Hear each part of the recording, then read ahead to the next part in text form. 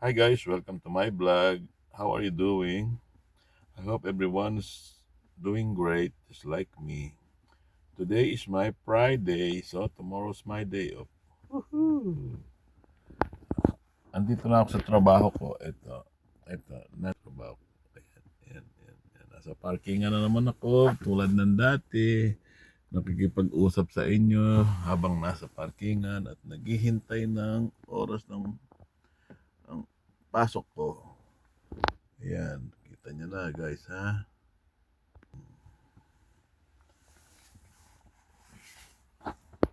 Kumusta yung mga nakaraang linggo ninyo? Ako ito, busy, trabaho ng trabaho para may pera, makaipon ng konti. Magbabakasyon kami uh, sa Pilipinas. Yes, makikita ko na naman ang homeland ko, makikita ko na naman yung mga apo ko, mga anak ko. Kaya masaya na naman ako pagdating doon. Pero okay lang na mahal ang ticket. Pero okay lang, sulit naman pagdating mo nun masaya ka naman, di ba? Kaya okay lang. Kagabi, Diyos me, sobrang busy namin. May concert, tapos linggo pa. See? Ang daming tao. Pero okay lang yun. Pagod ako. Pagod ang tito. Ano ba nasa book? Pagod ako sa kagabi talaga. Pero okay lang. Lakas ko pa, di ba? Kaya pa. Sisiw pa yung mga trabaho ganyan. Dito sa Amerika, dapat ganyan. Pagi ngayon guys, pagi. Tapos ang temperature is 30 something degrees Fahrenheit. Tapos pagi, tingnan mo nga oh. Tingnan mo nga yung malabo oh. O di ba? Oh. Sipin niyo nga kung gaano kalamig ngayon dito. Kanina nga nagda-drive ako. Wala akong makitang wala akong makita sa harap na wala kang makita dahil sa nakikita mo lang yung mga nasusundan mo yung mga ilaw ng kapwa mo, mga kotse. Buti na lang araw. Mas mahirap mag-drive dito ng foggy pag gabi, tulad kagabi, Diyos ko. Wala ka talagang mag-rely ka na lang do sa linya sa kalsada, do sa right side mo. Yun na lang ang titignan mo. Kasi huwag ka lalampas doon. Yun ang ginagawa kong guide pagka wala akong makita. Ano pa naman yun, alauna. Eh di wala nang sasakyan, ako lang mag-isa. Tapos ang dilim-dilim.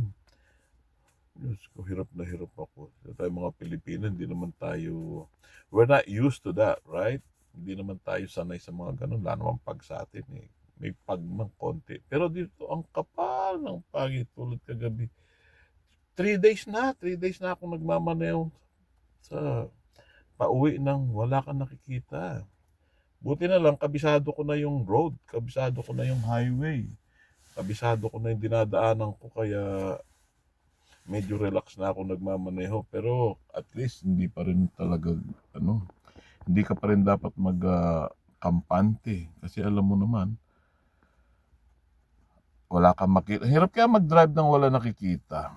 Di ba? Para kang kinakapa mo. Pero ako, dahil sanay na ako sa daan, okay lang. At least, kabisado ko na.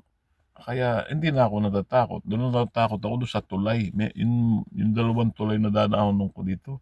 Walang mga grill. Walang mga grills. Kaya konti pagkakamali mo, mahuhulog ka sa ditch. Lalim pa naman nung hukay. Yung mga ditch dito malalim. Kaya ingat na ingat kami ako. Pero yung mga Amerikano, yung mga taga rito, sanay na sila kaya ang bibilis nila. Pero ako hindi ako ganun kagaling sa kanila dito, kasi dito sanay sila sa daan nila dito eh. Ako nasanay pa lang kailan lang, di ba? Nakwento ko lang guys yung kung paano mag-drive dito pagka foggy.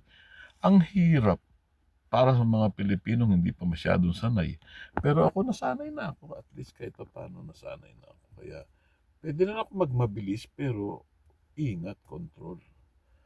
O sige guys, hanggang dito na lang. Thank you so much sa pakikinig. God love us, God bless us, and God protect us every day. I love you guys. Konting support naman sa ano ko. Konting support naman. Please subscribe. Hit the subscribe button. Thank you so much.